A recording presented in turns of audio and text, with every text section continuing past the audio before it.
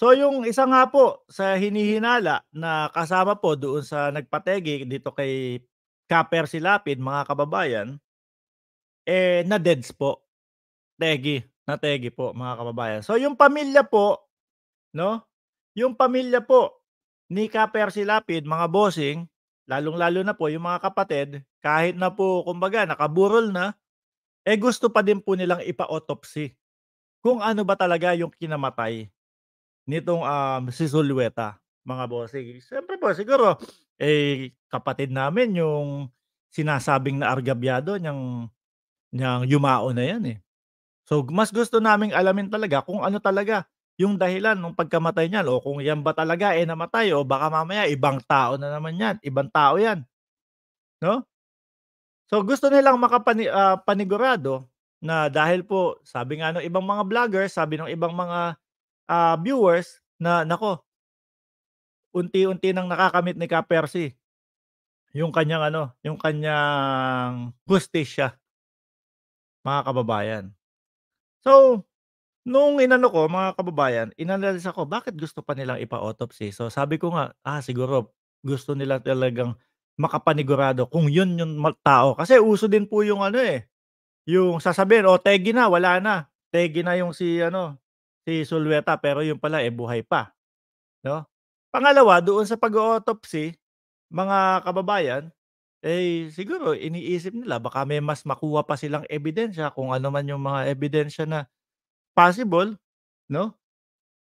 Ebidensya, posible, posible pero malayo din. Ang gulo ko 'no, mga kababayan. Pero isa lang po ang nakikita kong dahilan kung bakit gustong ipa-autopsy ulit 'no, gustong malaman mismo kung totoo talaga yung ikinamatay ni Zulueta ni nung pamilya ni Kapper Silapid mga kababayan. Gusto nilang masigurado 100% 'no, na talagang makuha ng kanilang kapatid, kapamilya, yung pong totoong katarungan. Kasi po meron yung iba, parang, "Okey na sa akin 'to at least yung hinihinala kong ganito, ganyan, na nagpapatay sa ano ko, kapatid ko pero wala pang kasiguraduhan, nahuli na, okey na yun." Gano'n.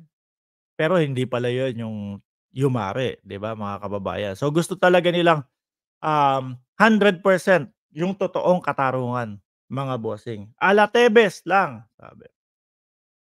Oh, "Mainggit ka ba sa taong maraming kaso?" Sabi ni Ernie Beluso.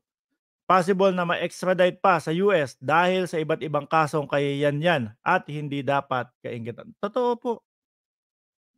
'Pag may kaso po mga kababayan, ang sakit sa ulo po niyan. Bukod sa kakain ng oras mo, kakain ng pera at lahat-lahat pa.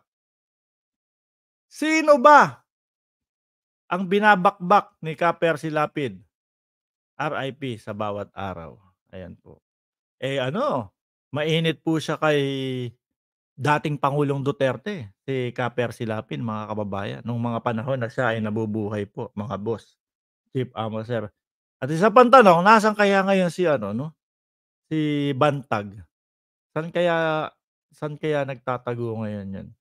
'Yun yung sinasabi ko, na kapagka yung ayan na mga pinapatawag na ng Senado, Kongreso, biglang, biglang ang iniisip na po nila, sasabihin ano na, kumbaga parang, ano tawag dun? Tipo bang may banta na sa kanilang buhay. Pero ramdam ng Pilipino po 'yan mga kababayan na ano, na talagang iniiwasan lang po nila 'no.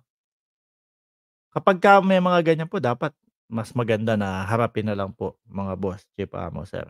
So ayun, 643 viewers, mga boss, chief amo, sir.